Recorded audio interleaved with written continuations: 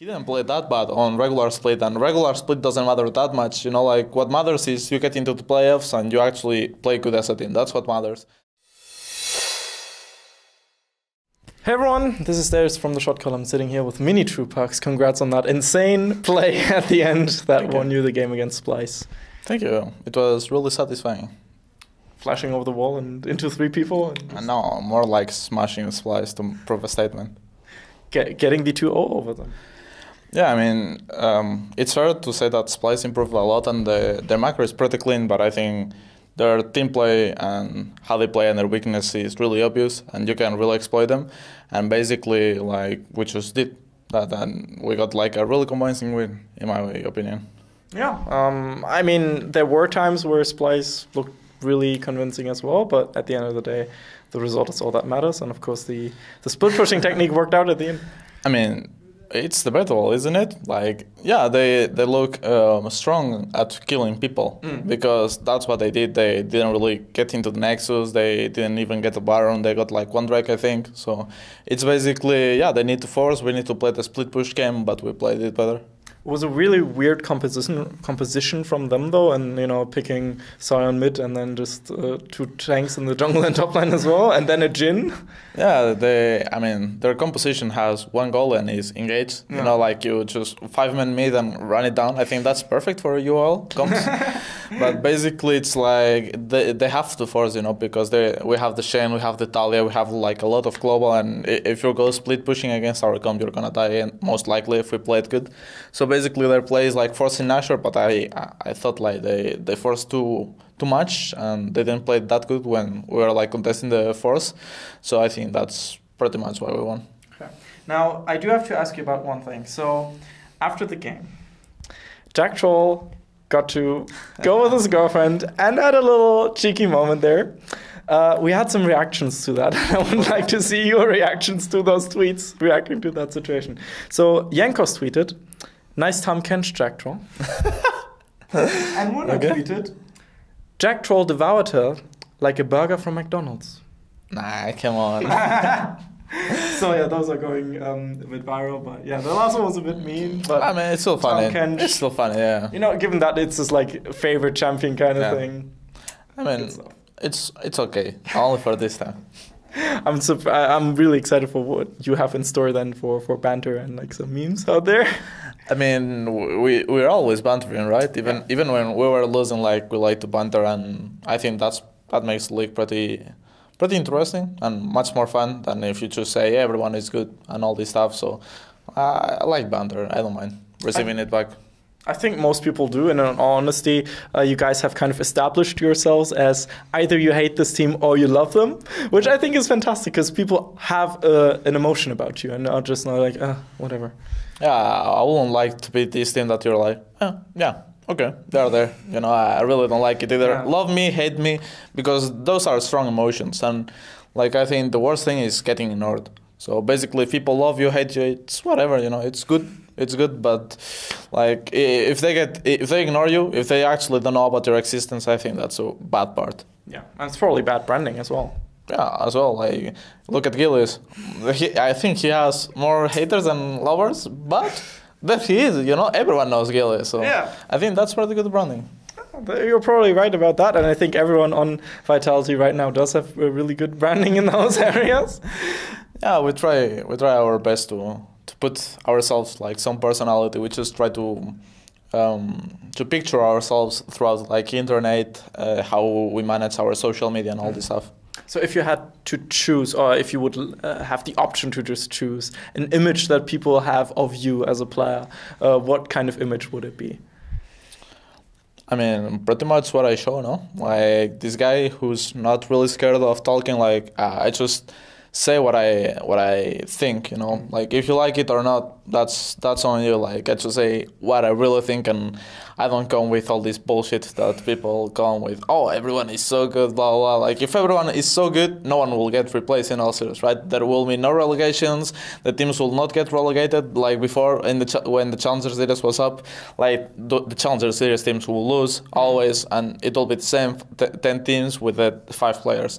and that's not the case. So don't come with the bullshits. I really hate that. Like I'm a really straightforward person and player, and basically I think that's what I project myself into the social media. What you don't like to be known as is to be known as a KDA player, though. I mean, it's pretty dumb statement, no? Like, if you don't die, it doesn't mean you're a KDA player. You're just playing good, in my opinion. Like, if you keep putting the damage output, if you keep doing your job, like, it's always better if you have 0 deaths, right? Like, for example, this game, I died a couple of times. Like, there were some times that I almost had to die because we had to contest Nashers and all this stuff. Of course, I could have played better, but in the start of the game, in the start of the split, like teams were playing really bad in my opinion, and we were like ahead of them. And basically, I wasn't dying because of that, because it was so easy to play against them. So if I didn't do mistakes, I wouldn't die. So now you guys were really ahead, 7-1 in everything, but then things turned around for you guys, 4-game loss streak, and in general, the past. Now this has been a really important win, of course, but in general, not been picking up too many wins. What went wrong during that period? I think we didn't have the best read of the meta, the players, and like I wouldn't even say it's more like on you as a player. I think instead of a coach, because the coach will draft you what you say, right? Of course, he has his own opinion and it's his job, but the coach drafts you what you say. If you say X is better than Y, then you're gonna get X. If you fail, it's on you, right?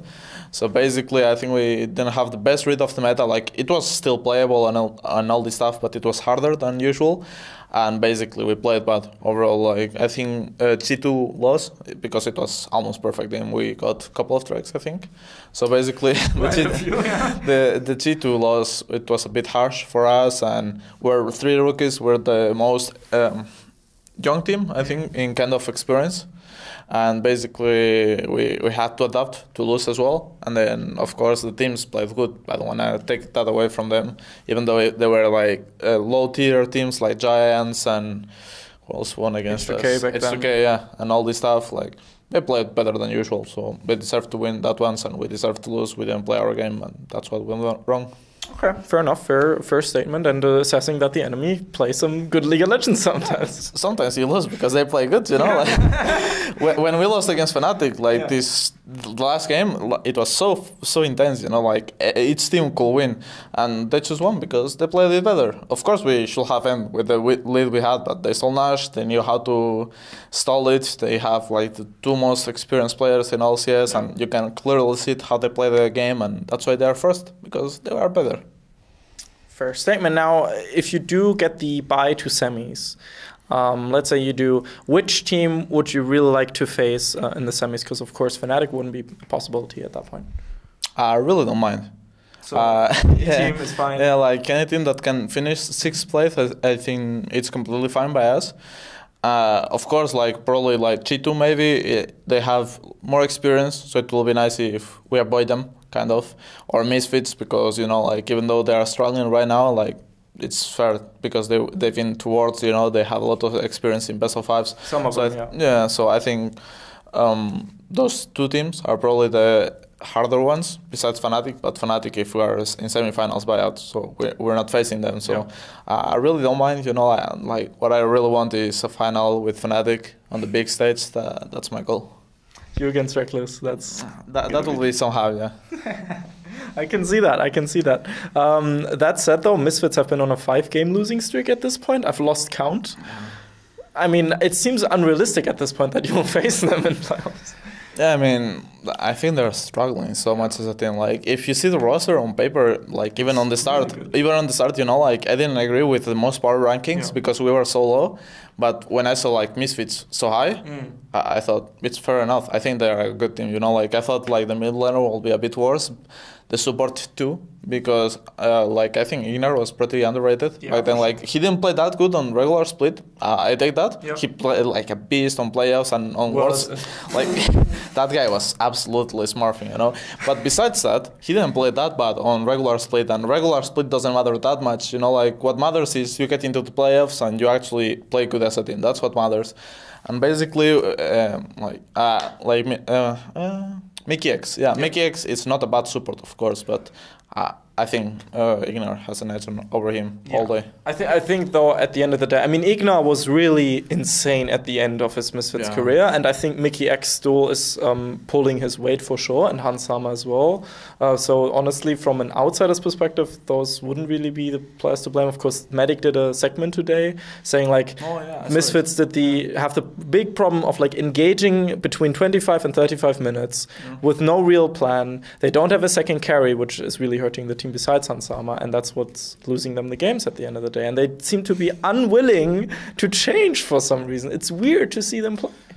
I mean, they won against us twice. And they won against Fnatic twice. Yeah, that's even weirder. Exactly. And like the week that they won against Fnatic, the first place team, they lost to H2K, which at that point was the 10th place team. Yeah, and then they won against us that we were second place.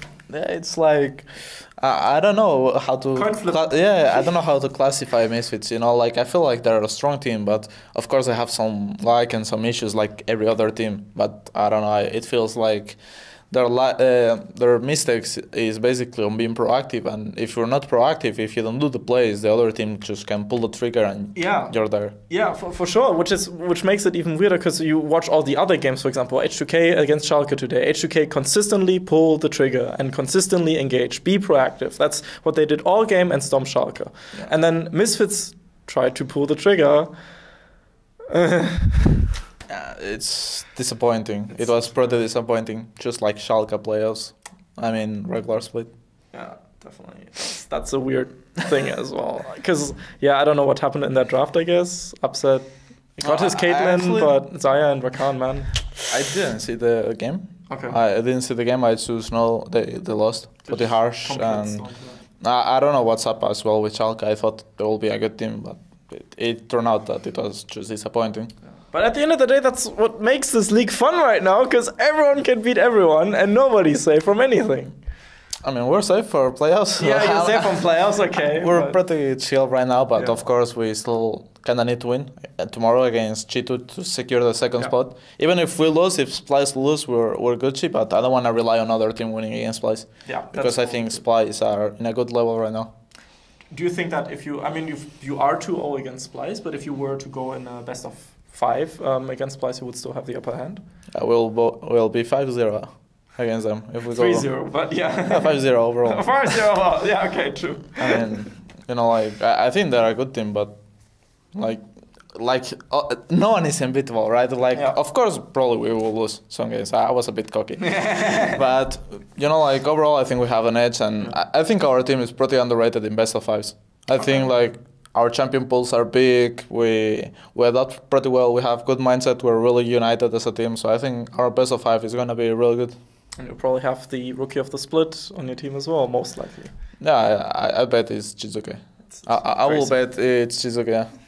I talked to Jack Troll the other week, and he said that he had a thing in his contract that when he would have gotten Rookie of the Split, he would have gotten like an extra payment and stuff. I think me and Jiizuke got it as well, so we're pretty safe. Okay. If Jiizuke doesn't get it, I really want to get it. I think like if Jiizuke doesn't get it, if I don't get it, I will get mad. If Jiizuke gets it, I get happy because like you know like me and Jiizuke has been together for so long, and we were like always sharing MVPs. Like on the where we played, we were always sharing. You know, even like individual MVPs. I think me and Jiizuke got so many. I think Cabo got 1, and the rest is me and Jiizuke. So it's basically I think Jiizuke just played better, and mid meta was pretty strong, and he played so good when it matters. Like even in this game, like I got the MVP. He played super good as well. Like I think he's extraordinary mid lane. He's like top 3 by far. You know, like he's in Caps level, Perkz level. I think he just has less experience, and I just, you know, if he gets MVP, I'm perfectly happy. I'm not gonna comment on who I voted for, but I do pretty much agree with you on that because it's not open yet. Fair.